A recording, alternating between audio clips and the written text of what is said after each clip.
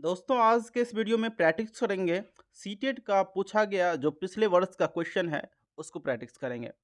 हालांकि आप जानते हैं कि थ्योरी कितना भी पढ़ लेते हैं, अगर क्वेश्चन को प्रैक्टिस नहीं करते हैं तब आपको क्वेश्चन बनाने में थोड़ी सी समस्याएं आ सकती है। इसी कारण हम अपने चैनल के माध्यम से एक सीरीज चला रहे हैं जिसमें आपको बहुत ही कम समय में अधिक से अधिक प्रश्न कराया जाएगा, जो कि आपकी प्रैक्टिस के लिए बहुत ही बेहतर होगा। चलिए स्टार्ट करते हैं आज के सेशन को। एक-एक करके क्वेश्चन पढ़ेंगे, उसका आंसर भी बताएँगे और आप खुद आंसर लगाने का कोशिश कीजिएगा। पहला नंबर क्वेश्चन है, बाल विकास के सिद्धांत के संदर्भ में निम्नलिखित में से कौन-सा कथन सही है? पहला ऑप्शन, विकास शरीर के केंद्रीय भाग से बाहरी भाग की तरफ होता है। सेकंड ऑप्शन, विकास आनुवंशिकता और पर्यावरण से प्रभावित नहीं होती है। तीसरा नंबर, ऐसे क्षेत्र में विकास का अन्य क्षेत्र के विकास पर कोई प्रभाव नहीं पड़ता है।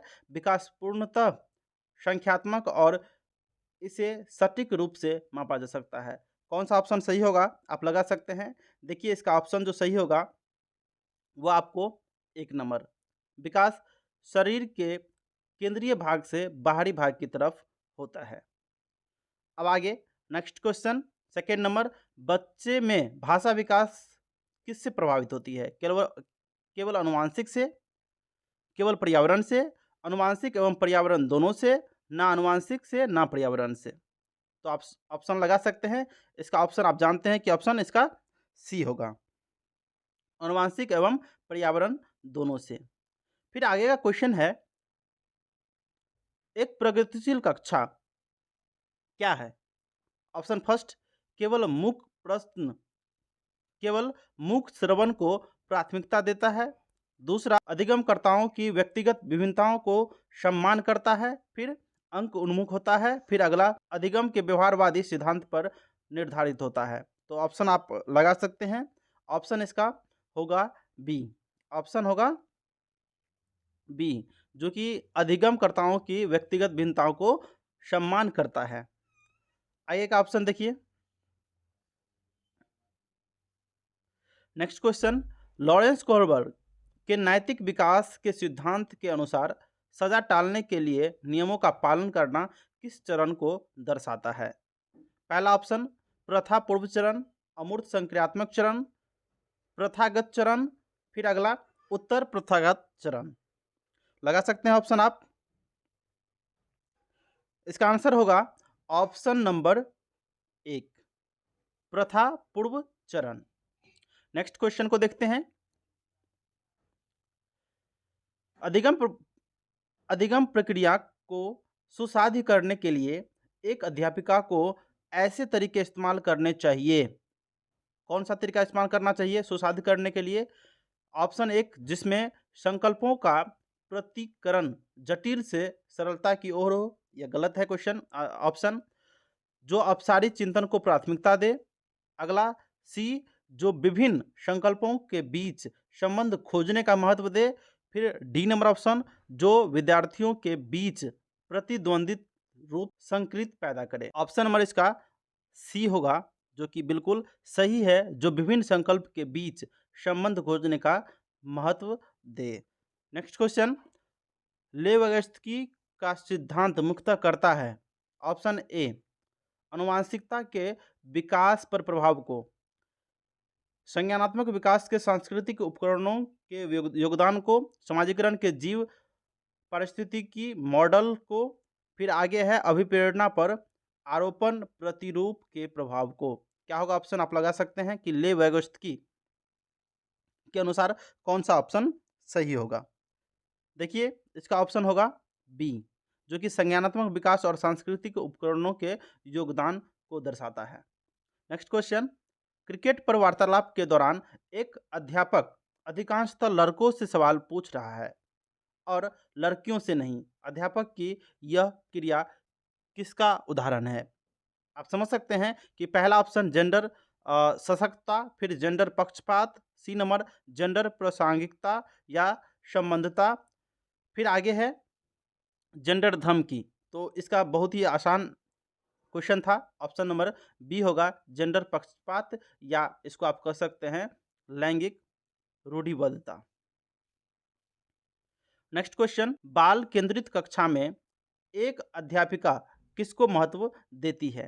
पहला, निरंतर वस्तुनिष्ठ रूपी परीक्षाओं को, फिर ज्ञान की सक्रिय संरचना प्रक्रिया को, किसी भी तरह से पाठ्यक्रम के समापन को, और दंड आधारित कठोर अनुशासन पद्धतियों को। लगाइए क्वेश्चन कि बाल केंद्रित शिक्षा किसको बढ़ावा देगी? 8 नंबर ऑप्शन लगाइएगा। तो इसका सही उत्तर होगा ऑप्शन नंबर बी, जो कि ज्ञान की सक्रिय संरचना प्रक्रिया है ना को बढ़ावा देती है। नेक्स्ट क्वेश्चन, निम्नलिखित में से कौन सा बच्चों के समाजीकरण का प्राथमिक कारक है? पहला ऑप्शन है पुस्तकें और पत्रिकाएं, निकटस्थ परिवार जो नियरेस्ट फैमिली, आगे माता पिता का कार्यस्थल, फिर अस्पताल के कर्मचारी। तो इसका प्राथमिक कारक पूछा जा रहा था, आप समझ सकते हैं इसका आंसर होगा ऑप्शन नंबर बी, जो कि निकटस्थ परिवार होगा, नियरेस्ट फैमिली। हालांकि अगर केवल ऑप्शन रहता माता पिता तो यह भी होता, लेकिन यहाँ पर कार्यस्थल दे दिया है जो कि सेकेंडरी कारक है। अगर यही आपको द्वितीय बोले तो आप बोल सकते थे आस पड़ोस या स्कूल। नेक्स्ट क्वेश्चन, निम्नलिखित में से कौन सा उम्र समूह जीन पियाजे के संज्ञानात्मक विकास के सिद्धांत के मूर्त संक्रियात्मक अवस्था को दर्शाता है? तो आप यहाँ पे देखिए सीधा से क्रम लगाया गया है, मूर्त संक्रियात्मक अवस्था 7 से 11 वर्ष का होता है, आप समझते हैं।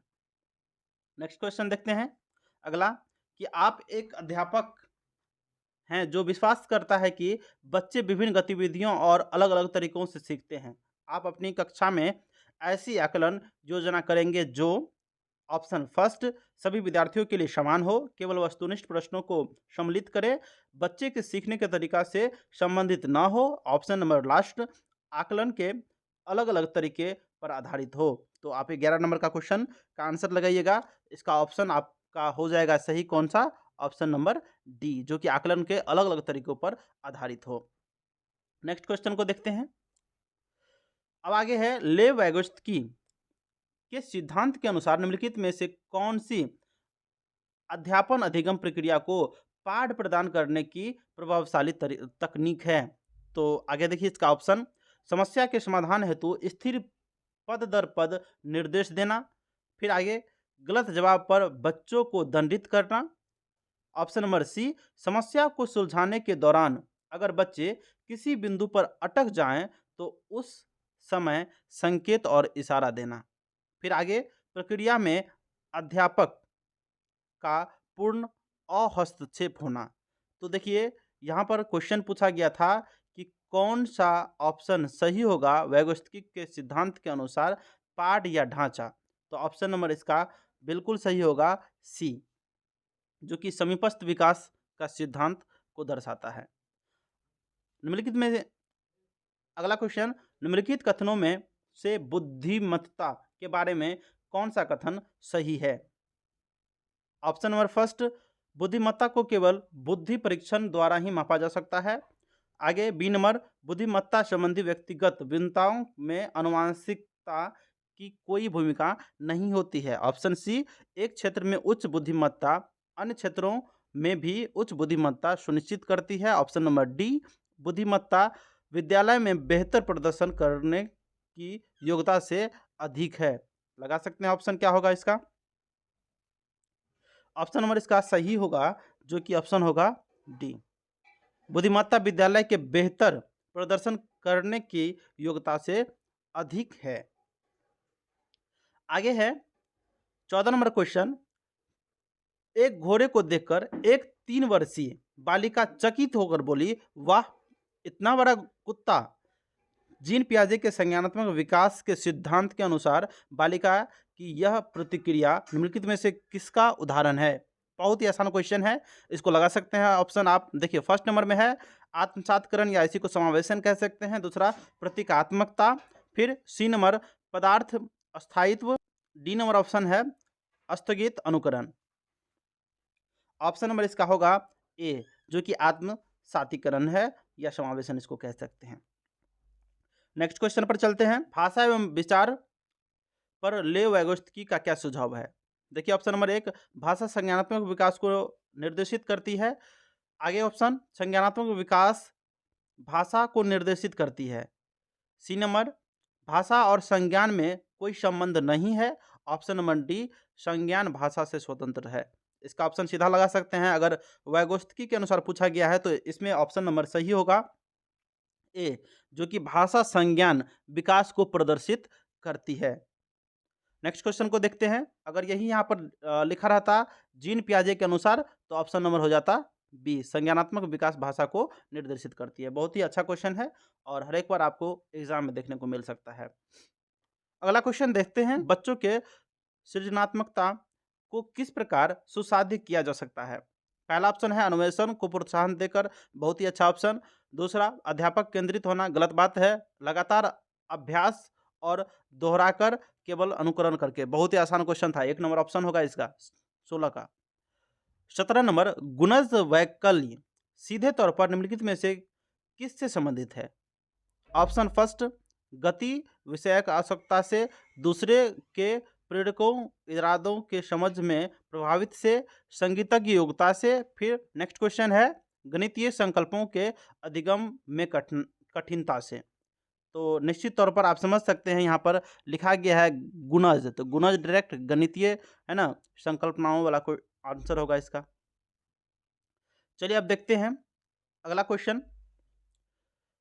शिक्षा का अधिकार अधिनियम 2009 के अंतर्गत निजी विद्यालयों में आर्थिक रूप से कमजोर वर्ग के विद्यार्थियों के दाखिल हेतु सीट के आरक्षण का प्रावधान है। इन छात्रों को सफल समावेशन हेतु एक अध्यापक को किस तरह से शिक्षा शास्त्र का इस्तेमाल करना चाहिए। तो इसका ऑप्शन चलिए पढ़े कि ऑप्शन 1 है भेदभावात्मक, अलगावात्मक, साम्यता पर आधारित, समानता पर आधारित।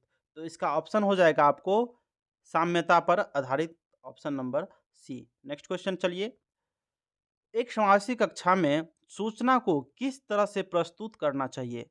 केवल शाब्दिक रूप से, केवल दृश्य रूप से, केवल मौखिक रूप से, बहुरूप से। तो आप बहुरूप से यहाँ पर क्वेश्चन को लगा सकते हैं। आगे देखिए, शिक्षा की समकालीन नीतियों के अनुसार दिव्यांग बच्चों की शिक्षा के लिए कौन सा मॉडल सुझाया गया है।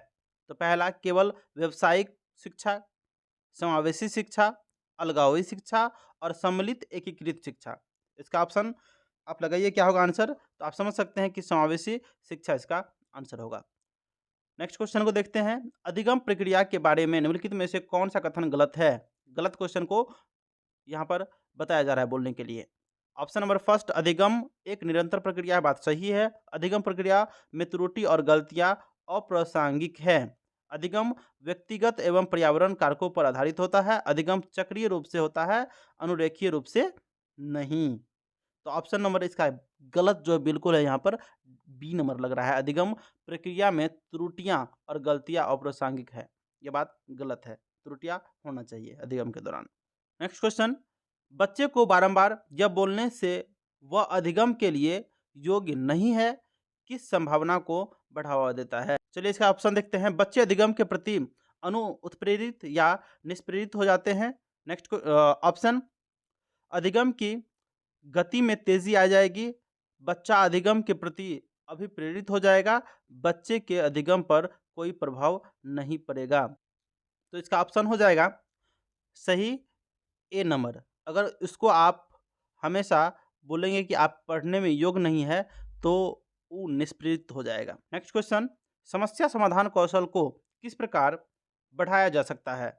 उपकरणों या सामग्रियों पर परंपरागत इस्तेमाल पर ध्यान देकर, बी ऑप्शन समस्याओं को मानक प्रारूप में प्रस्तुत करके, नेक्स्ट ऑप्शन समाधानों के वैकल्पिक तरीकों को मानकर, फिर यंत्रवत याद करके। तो आप 23 नंबर का ऑप्शन लगाइए कौन सा सही होगा। तो इसका ऑप्शन सही होगा ऑप्शन नंबर सी, साधनों के वैकल्पिक तरीकों को मान करके।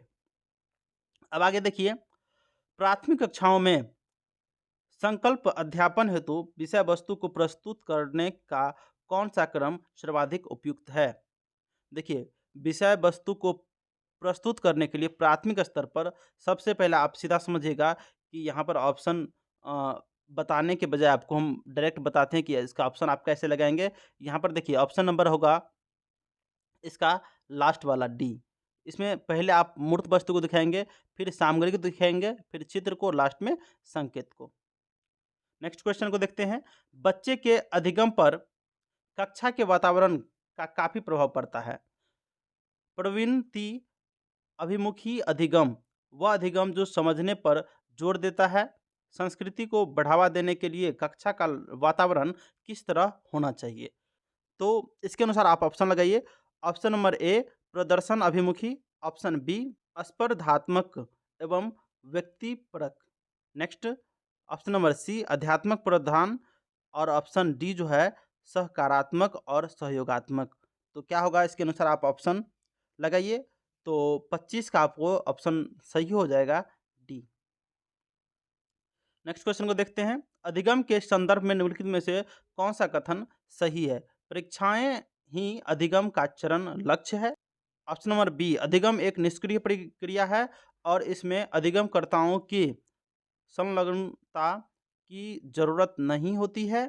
फिर नेक्स्ट ऑप्शन है इसका भावों और अधिगम प्रक्रिया पर कोई प्रभाव नहीं पड़ती है। और डी नंबर ऑप्शन है अधिगम एक जटिल प्रक्रिया है जिसमें अधिगमकर्ताओं की सक्रिय संलग्नता की जरूरत होती है। तो आप 26 का ऑप्शन लगाइएगा। इसका ऑप्शन हो जाएगा डी, जो कि बिल्कुल सही है। आगे देखिए, नेक्स्ट क्वेश्चन को देखते हैं। 27 नंबर, अधिगम का सामाजिक संरचनात्मक विचार अधिगम प्रक्रिया में डॉट डॉट की महत्वता पर जोर देती है। चलिए इसके ऑप्शन को देखते हैं। पहला ऑप्शन है पारस्परिक प्रक्रियाओं, पुरस्कार और दंड, अनुवांशिकता, और लास्ट ऑप्शन है अनम्य अटल शिक्षा शास्त्रीय उपागम। तो 27 का ऑप्शन आप लगाइएगा। इसका ऑप्शन हो जाएगा आपको ए नंबर, जो कि पारस्परिक क्रियाओं है ना, ऑप्शन हो जाएगा। नेक्स्ट क्वेश्चन को देखते हैं। 28 नंबर, निम्नलिखित में से कौन सा युग्म घटक और अभिप्रेरणा स्रोत का सही रूप से मिला युग्म है? देखिए पहला ऑप्शन है आत्म परितोषण, इसका बाह्य अभिप्रेरणा, जिज्ञासा आंतरिक अभिप्रेरणा, नगद पुरस्कार आंतरिक अभिप्रेरणा, और रुचि बाह्य अभिप्रेरणा। यहाँ पर देखिए छांटिए एक एक करके। यहाँ पर देखिए रुचि बोल रहा है बाह्य, नहीं ये आंतरिक है। नगद ये बाह्य है। जिज्ञासा ये आंतरिक है, ये बात सही है। और आत्म परितोषण ये बाह्य, ये बात गलत है। तो ऑप्शन नंबर इसके अनुसार हो जाएगा आपको बी। चलिए नेक्स्ट क्वेश्चन को देखते हैं। 29 नंबर लास्ट ही होने वाला है, आप बने रहें। 29 नंबर में विद्यार्थियों में संकल्पनात्मक समझ को सुसाधित करने हेतु एक अध्यापिका को क्या करना चाहिए? ऑप्शन नंबर फर्स्ट छात्रों को केवल यंत्रवत रूप से सीखने के लिए प्रोत्साहित करना चाहिए, गलत बात है। संकल्पों और वार्तालापों, उदाहरण और गैर उदाहरण को सम्मिलित नहीं करना चाहिए। ऑप्शन नंबर सी जो प्रस्तुत किया गया है और जो पहले से ही ज्ञात है उन दोनों में संबंध स्थापित करने के अवसर प्रदान करने चाहिए। ऑप्शन डी अध्यापन के व्याख्यान विधि पर ही सीमित रहना चाहिए। तो इसके अनुसार आप ऑप्शन लगाइएगा। 29 का हो जाएगा सी, जो कि बिल्कुल स्पष्ट दिख रहा है, इसका आंसर सही होगा। तो देखते हैं क्वेश्चन नंबर 30, जो कि लास्ट क्वेश्चन है। निम्न में से कौन से कारक अधिगम को प्रभावित करते हैं? पहला अभिप्रेरणा, सामाजिक संदर्भ, संवेग, शिक्षा शास्त्रीय उपागम। 30 नंबर क्वेश्चन का ऑप्शन आप लगाइएगा। और ऑप्शन नंबर इसका क्या हो जाएगा? अधिगम को प्रभावित करने वाला इनमें से सभी कारक है। तो इसके अनुसार ऑप्शन हो जाएगा डी। चलिए आपका कितना क्वेश्चन सही हुआ आप कमेंट कर सकते हैं, और नेक्स्ट सीरीज के लिए आप इंतजार करिए। चलिए आज के वीडियो को यहीं पर अंत करते हैं। तब तक के लिए थैंक्स फॉर वॉचिंग। वीडियो में अभी तक बने हैं तो